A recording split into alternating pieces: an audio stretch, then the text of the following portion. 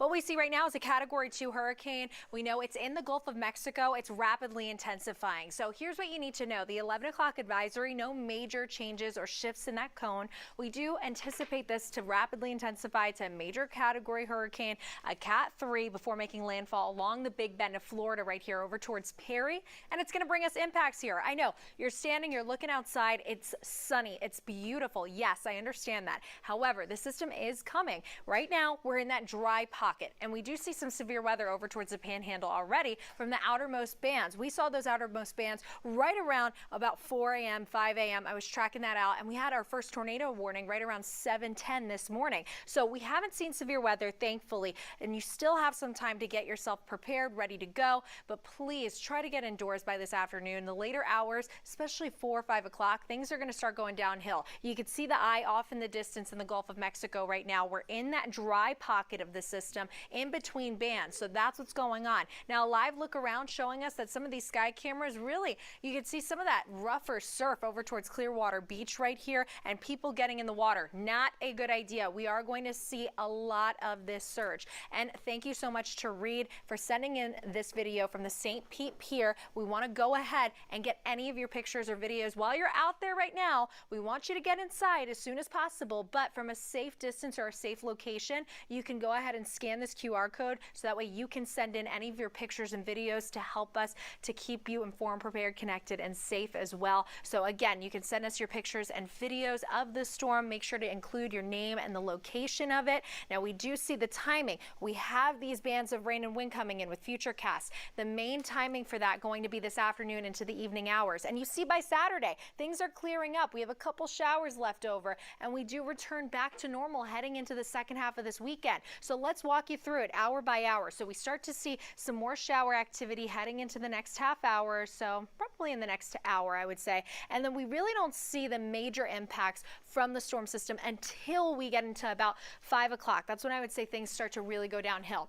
So you can see the eye wall starting to get closer and closer to us as we head into that 4:30 hour. Look at this, bands of rain and wind coming through yet again. So yes, it's beautiful for right now, but that's not going to be the case heading into later this afternoon and tonight. I'm not hyping it up, guys. I'm telling you the truth. These are the facts on the forecast. I know it looks beautiful. I know it seems like we overhyped this, but the system hasn't even arrived yet. So look here. I want to show you 5 o'clock. You see all that orange and that yellow, some of that red. Those are those strong, heavy downpours and pockets right here. And you could see the eye wall. Look at this, parallel to our coast right here to our city of Tampa at 6 o'clock. That is when we are parallel with the system. That's when we're going to feel the brunt of this system as that eye wall approaches our area. So you can see it's going to slowly move northward at 7 o'clock, still dealing with those strongest bands of rain and wind. And within these pockets where you see the red, we could have an isolated tornado easily. We saw it earlier this morning. So we have a tornado watch in effect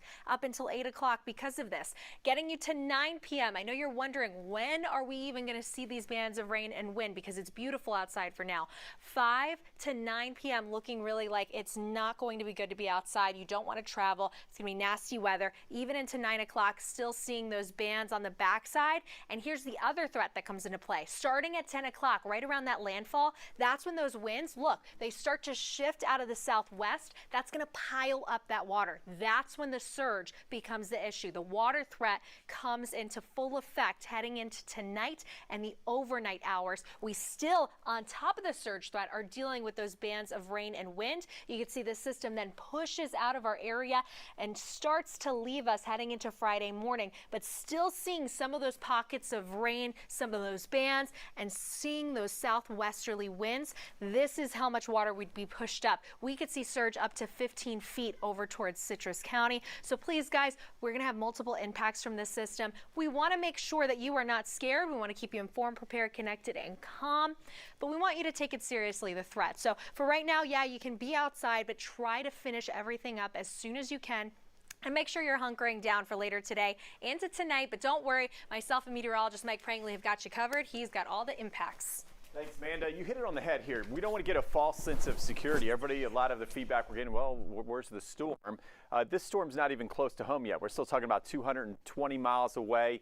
very large wind field with wide-ranging weather impacts. So as Amanda showed you, the big bands and the weather really start to go downhill late this afternoon and this evening. You see the bright yellows, the bright reflectivity, the reds here. Some of these bands will have some rotation, likely to have some tornado warnings. And in these bands, not just watching the isolated tornadoes, but yes, unfortunately, wind gusts of 50 to 70 miles per hour, highest along the coast. And watch what the wind does. See it switching from the to southwest. So we're already showing that water rise across the area. It's only going to get worse as we head through the evening. In fact, our high-res futurecast, this is all the new information we're getting in as a weather team, verifying that we are going to have a very rough evening into the overnight. In fact, here's midnight right now, and you see midnight showing us that onshore flow really strengthening with still some wind gusts up to 60 miles per hour across the area and some rotating cells here on radar from Lakeland and Polk County back to Hillsborough County into areas of Pinellas County, Bradenton, and Sarasota included. So that's what we're going to watch. So I know a lot of folks are already getting a little cabin fever. They've been sitting and watching all day what's going to happen, but we got to really be careful and stay strong. We can get through this together. We got to stay patient. Okay, so we're going to stay put and get to that safe spot where we are right now. We stay through tonight, and then tomorrow even we got to be patient after the storm.